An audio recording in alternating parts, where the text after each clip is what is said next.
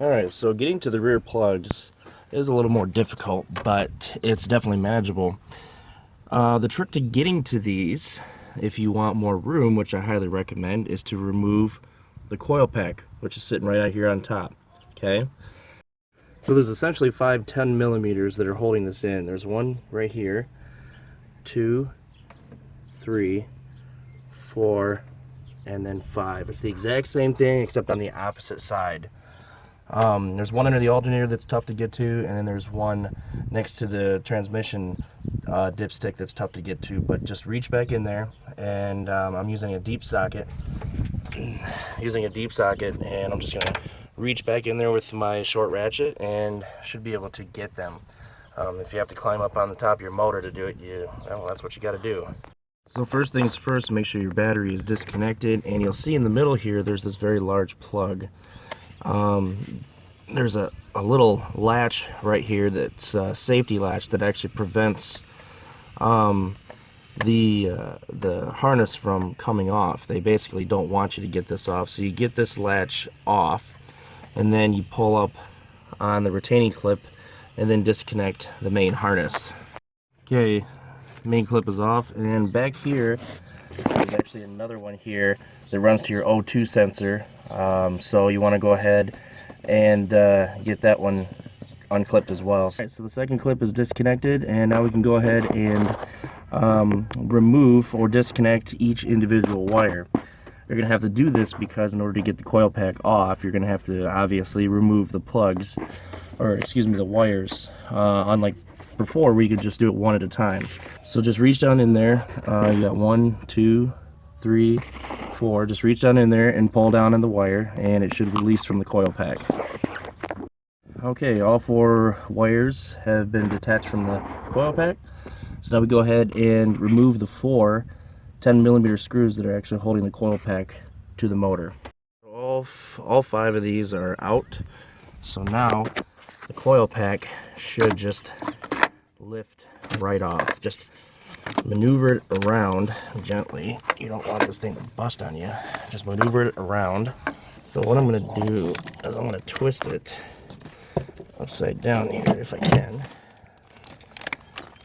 Alright, so now use a pair of needle nose pliers and get rid of this right here so that you can pull the coil pack right out. Alright, so coil pack is out. Pretty easy to get that out. And now you can see just how much more room we have to work with back here. Now unfortunately, I'm not going to be able to set up my tripod in order for you guys to see. There's just not enough room. But essentially, what you do is you just do what you do with the front ones. You just take the wire out, and then you just use your extension and your ratchet just like before, and you just get the plug out. I mean, actually, this is a better angle than the front ones because you don't have a transmission cooler line in the way blocking you. Okay, wire number 1 is out. So now we can get a ratchet in there and get the plug out. Okay, so you can see where I have my ratchet in there. It's locked into the socket. So all I have to do is loosen it up, and we should be able to get this thing out. Okay, so you can see I'm basically just, I mean, this is all you do until it frees up, and then you reach down in there and get the rest of it by hand. Okay, so after a few choice cuss words, I was able to get this thing out. Not very well gapped. That gap is pretty close, so good thing I'm changing this out. So yeah, great. Alright, so before the plug can go in, you have to apply your anti-seize compound. It's pretty easy to do. Just basically take it. Don't touch this stuff if you can avoid it. Just take it and just move it all around. Now you don't need a lot because as you're threading it, it's going to spread. I don't like to put too much of this stuff on, just enough, really just enough.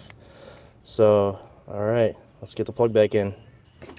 So you can see here that I've cut a portion of this hose off, and the reason is this. We're going to slide the plug in just like that, and then we're going to feed it in by hand. So this holds the plug in place so that you got an extension here and you can feed it by hand.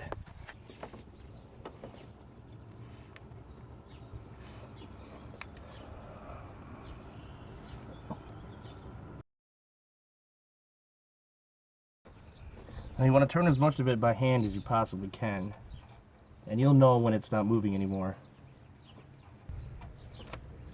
Alright, plug is in, now we can tighten it down.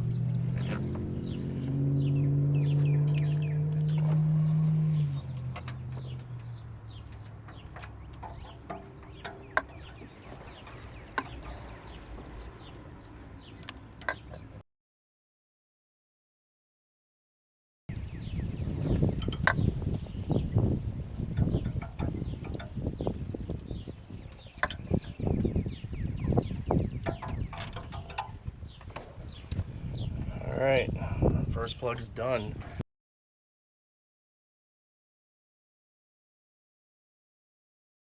Alright, so now you want to apply some silicone to the end of the wire that actually connects to the coil. Kind of like that. And then it'll seat itself in there when you actually get it into the coil pack again. Heat shield on.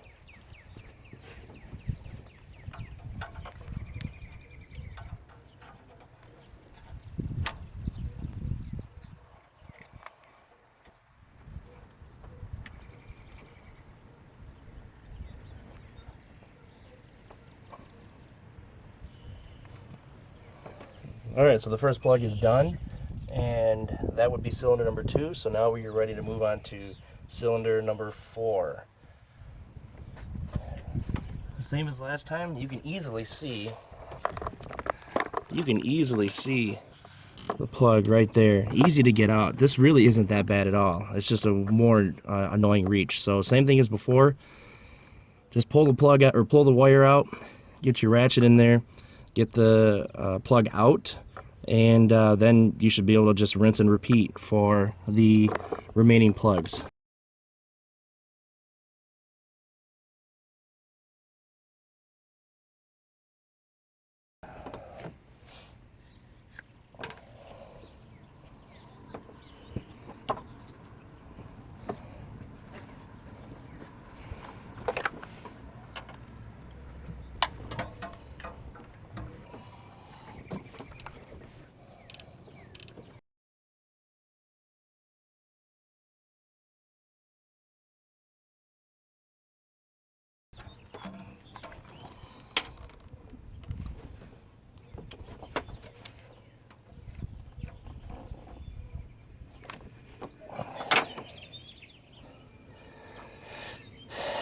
Alright, here's the next plug. This one is even worse than the one before.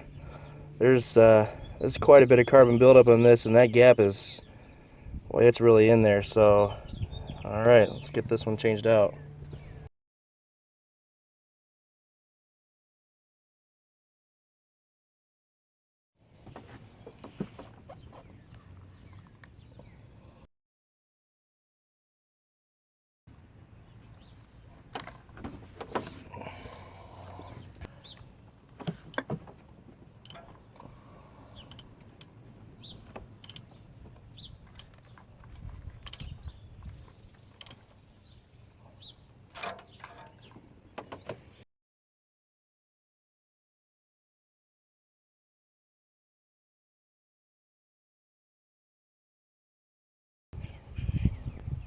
Heat shield on.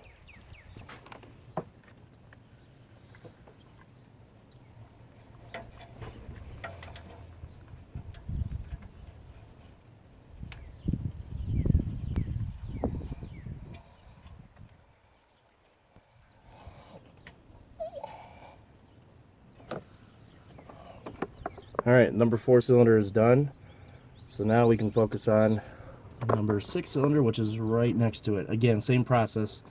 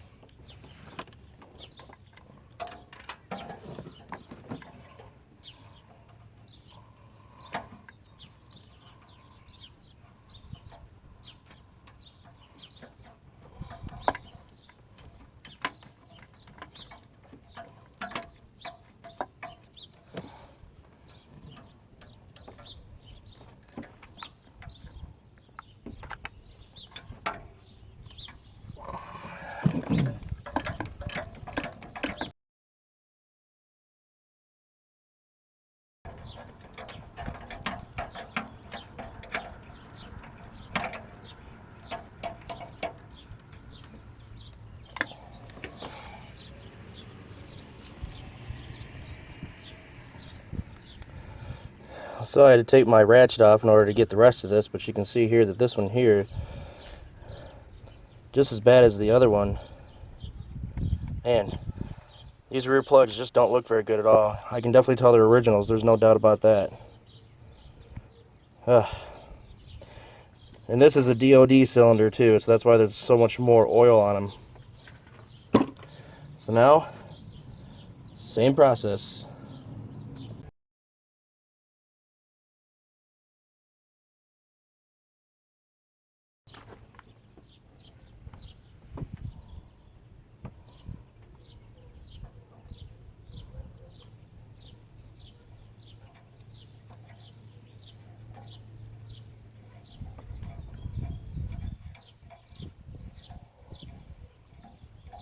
Again, tighten it with the hose until it won't go anymore. Back it out a second, then bring it back in, and if it stops again, then you know you're as far as you're going to go with the hose.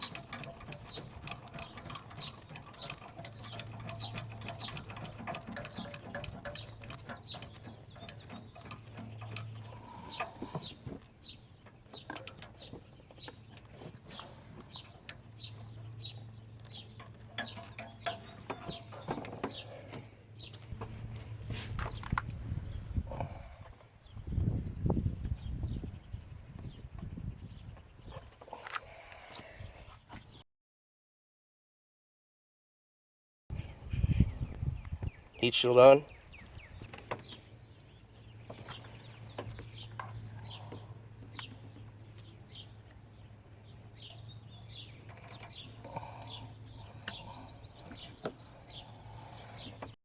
Alright, we have one final plug to get to right there. Shouldn't be too bad.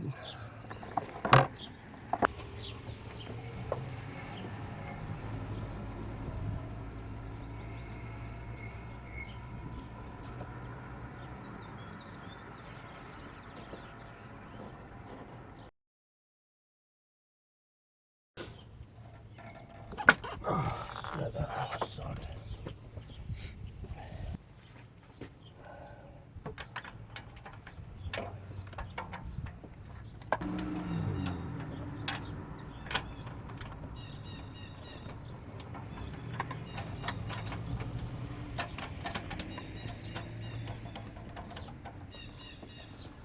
So this plug is a little more difficult to get to because the transmission dipstick is right there. All I did was bend the transmission stick over a little bit. It's not going to hurt it any. Now I can get this thing out.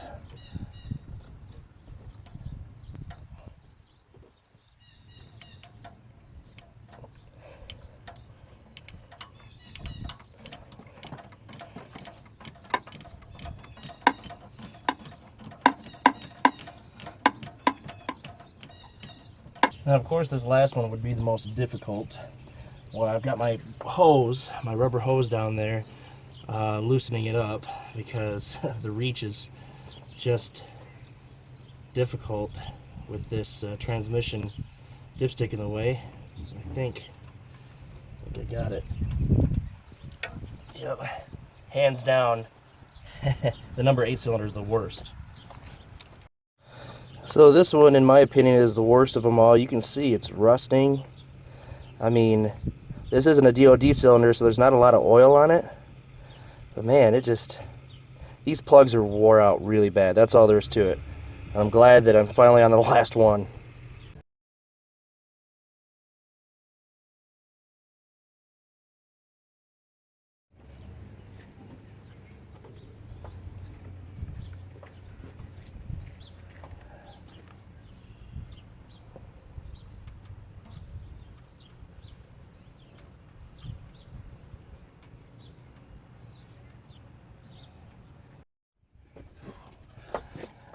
So this last one is by far the most difficult. I mentioned that before. It took me forever to get this thing to properly thread. Now I've got it in there with the hose. I'm threading it right now. The reach is horrible. All these other cylinders were easy compared to this one. There's just no room down here.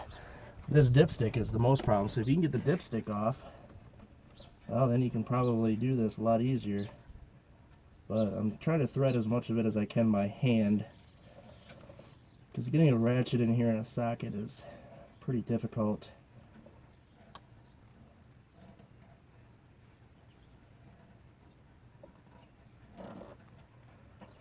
Oh man, you pain in the ass. Okay, so I think the hard part's over with now.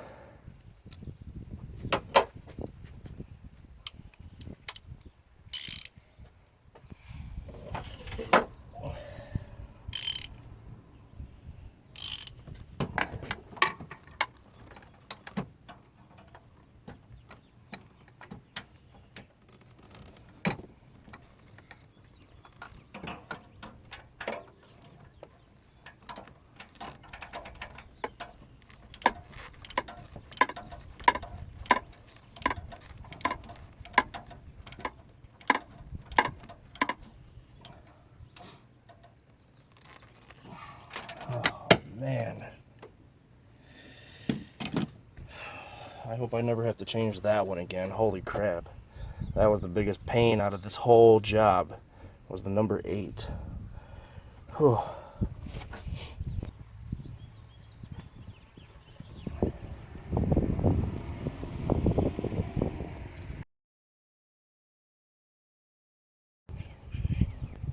Heat shield on.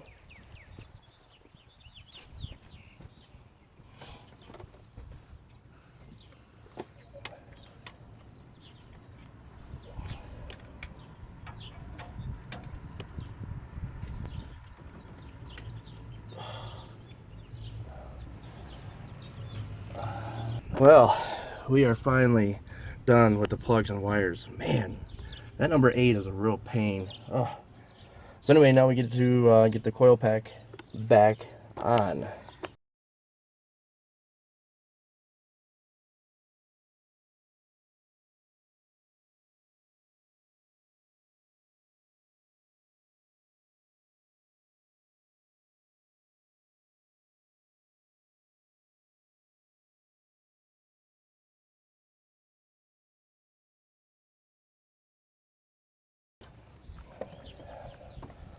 Okay, so the coil pack will sit there by itself as long as you get it lined up. So now, I'm just going to hand thread these.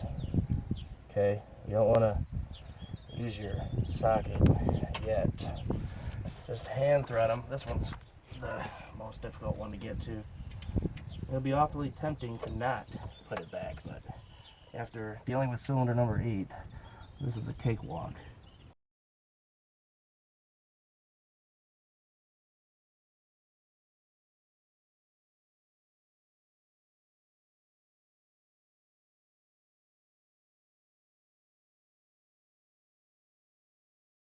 Alright, so now that all of the screws or bolts are tightened down, we can connect each one of the wires to the coil packs.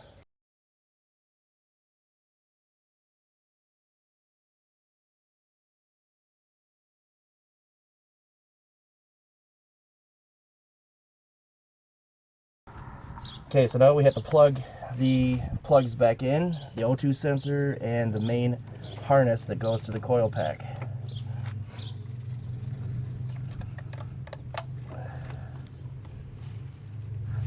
I'm just going to reach down here and grab the sensor.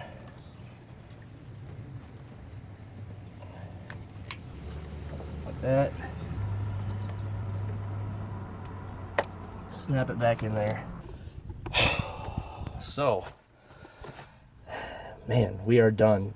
All in all, that took about 2 hours, you know, minus the camera work. So about 2 hours. And now all we have to do is start it up and make sure it runs okay.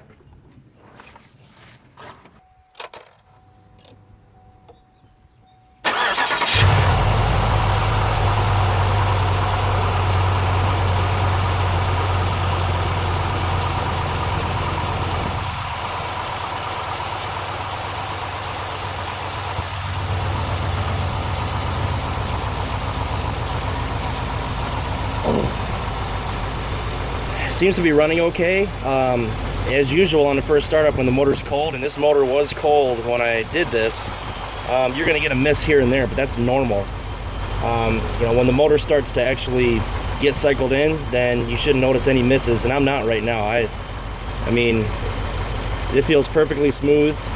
If there was a miss, I'd be able to hear it definitely. So I know all plugs are firing, but to be sure, I'm actually going to get my scan gauge, my torque app actually, and I'm going to check and make sure all the plugs are firing okay and there's not a misfire. All right, so no misfires on any cylinders, but so yeah, we are all set. It sounds good. It runs good. It's smooth, no problems. Can't wait to get it on the road. And yeah, all right, so if you have any questions, let me know. This is what's going to happen to your hands and so on. I got some cuts here and so on. Expect that. Wear gloves. I mean, I'm a little bit old school, so you know, I just get down and dirty with my hands. But you're going to get dirty. You're going to get mad. You know, just take your time. That's the key. You got to take your time when you're doing this stuff. So take your time, step by step. Repeat all the steps as you're obviously doing it. When you do one cylinder, you know, the next cylinder is pretty much the same. There's not really too much different about it. But like I said, take your time, follow the steps, wear gloves, safety glasses, disconnect your battery, be safe. And again, as I stated early in the video, I'm not going to be responsible if you destroy your motor, your car falls on you, whatever the case may be. This is a way for you to save money, so you do it at your own risk. And hopefully this video has been helpful. If you have any questions, please let me know. I'd be more than willing to help you. So, all right, guys. Well, you have a good one. Hopefully this video helped, and take care.